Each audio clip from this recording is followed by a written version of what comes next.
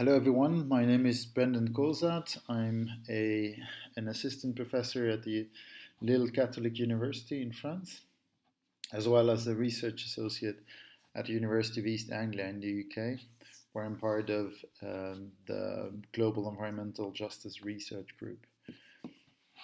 Let me first of all apologize for not being in Sydney. I would have loved to attend the conference and interact directly with you, but it wasn't possible this time. But my website is appearing on the screen now. So if you have comments or questions relating to my talk, please do get in touch. I'm going to present a paper titled Decolonizing Environmental Justice that I've written with a colleague, Lina Alvarez, who's based at the University of Louvain in Belgium. The point of departure of this paper is this quote by Martinez Allier in 2002, in which he envisions that the concept of environmental justice can potentially be useful in the global south if environmental justice adapts to contexts that are different from those in the US where it emerged. Now, since this quote, there's been quite some work by EJ scholars to expand the concepts beyond its theoretical, its conceptual, and its geographic boundaries, and yet research has shown that conceptual EJ work has largely remained a Western endeavor, meaning that the environment and the justice of environmental justice are often defined only through Western concepts. Empirical justice work, however, increasingly takes place in the context of the global south. And the result of this is that there is a tendency to transpose Western concepts and framework to the global south, running the risk of either being ineffective or producing environmental injustices which run deeper and are more perverse than the sort of apparent ecological conflicts.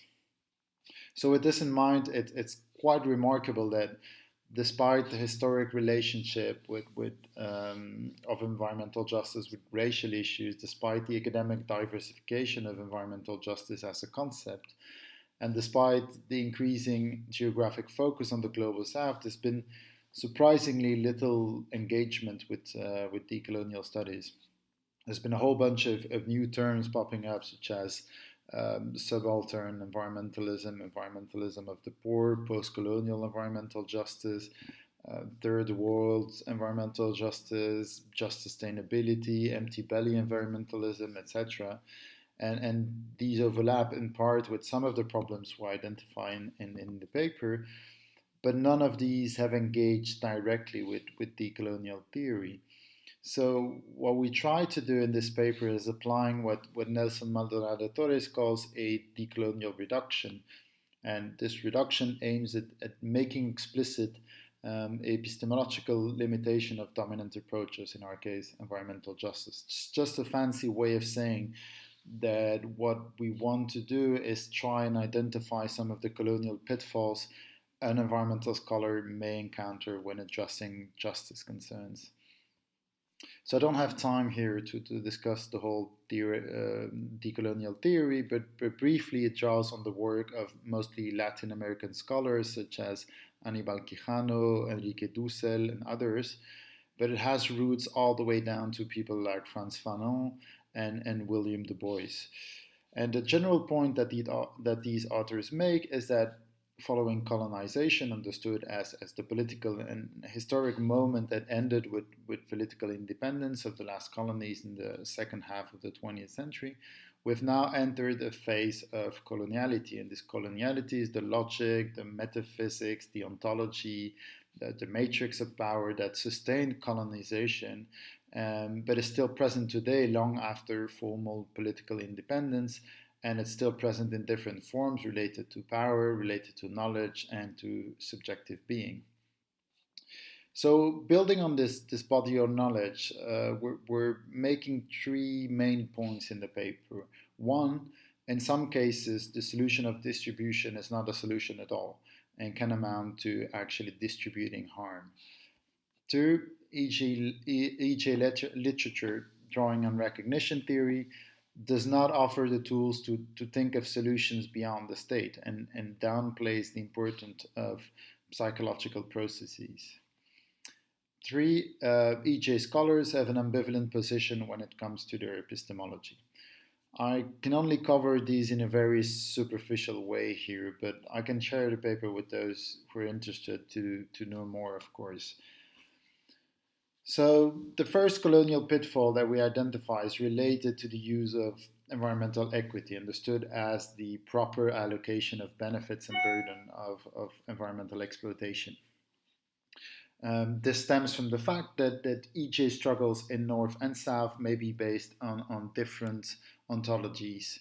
And the problem arises when the very idea of environmental distribution may be incompatible with certain ontologies. Distributive equity implies that nature can be objectified and exploited, and turned into a distributable good, a conception that is explicitly challenged in certain ontologies. So the struggle may not be about proper allocation of benefits and burden, but about what Arturo Escobar calls ontological struggles, or what Vandana Shiva calls struggles over worldviews.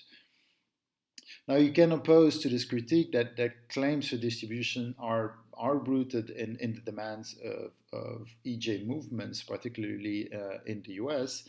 And this is where the second part of our arguments comes in. Frantz Fanon's work shows that the effectiveness of colonialism lies in its capacity to capture the desire of the subjugated. So, in other words, coloniality does not only function sorry, through explicit violence and repressive means, it also operates via the consent of colonized people. Achille Mbembe calls this the subjugation of the indigenous through his or her desire. So taking this into account leads us to two new problems.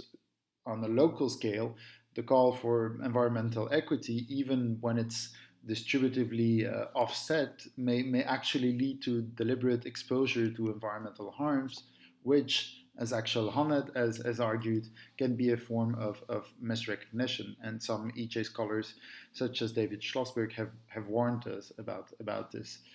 And on a global scale, the call for distribution may hide the fact that the exploitation of environmental resources for some people can only happen at the expense of other people. So to illustrate this, think of the following question: How do we distribute the negative impacts of extractivism, which is often what the exploitation of natural resources in the South looks like?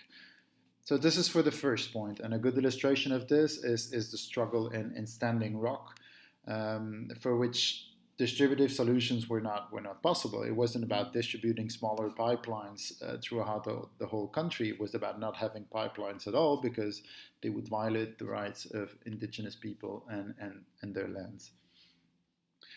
So to address some of the problems I just mentioned, EJ scholars have increasingly included the concept of recognition in their analytical frameworks, drawing mainly on Nancy Fraser's work.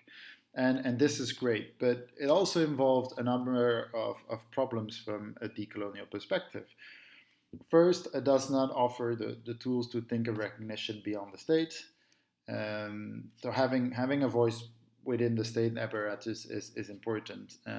But recent environmental justice work has also shown that it can be counterproductive or even transform the demand of certain groups. So Glenn Coulthard, for example, in his book Red Skin, White Masks, shows how the position of Canadian Indigenous communities towards extractive projects evolved from opposition to acceptance through these different processes of participation set up by the state. So there's a real need of conceptualizing the struggle through non-state forms of power, or through what some have called self-recognition, which we argue in the paper is not really possible by using the type of recognition Nancy Fraser talks about. There is a second problem with the use of recognition in EJ work, and that is that it downplays the role psychological processes play in misrecognition. So, introducing the idea of self-recognition requires that we pay more attention to the subjective dimension of recognition, not just the objective structural one that Fraser talks about.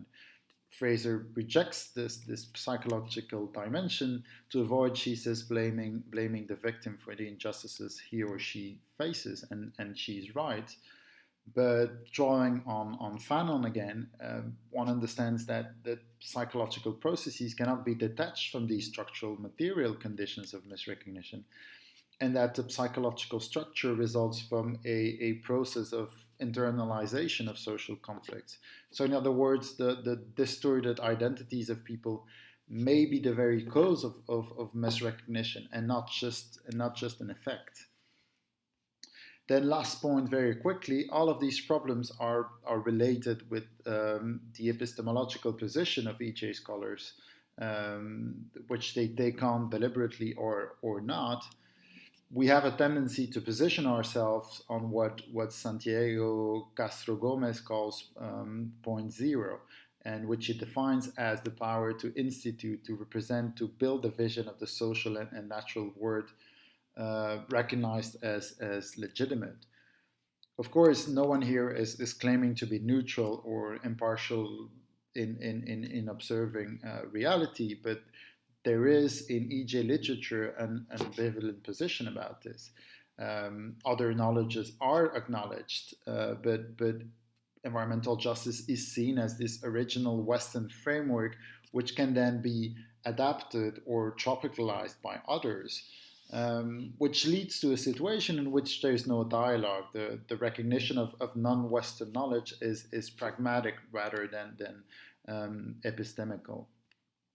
So these different points lead us to introduce a new concept, a new form of coloniality in the paper, which we have called coloniality of justice, and which occurs when Western justice concepts are used as the main organizing principles of non-Western environmental justice movement at the expense of other pre-existing conceptual formations.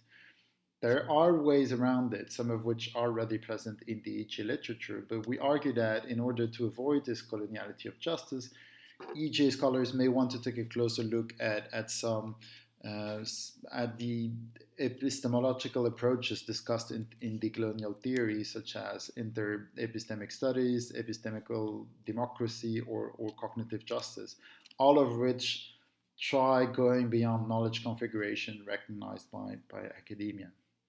I will leave it here. Thank you for your attention, and do get in touch if you're interested.